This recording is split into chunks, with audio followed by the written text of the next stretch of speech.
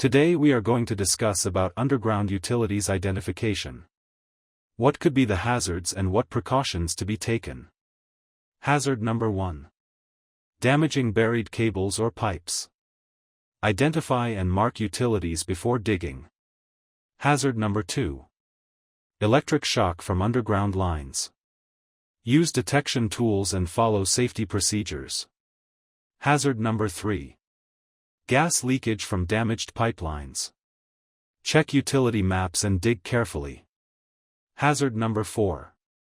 Service disruption due to accidental damage. Coordinate with utility authorities. Hazard number 5.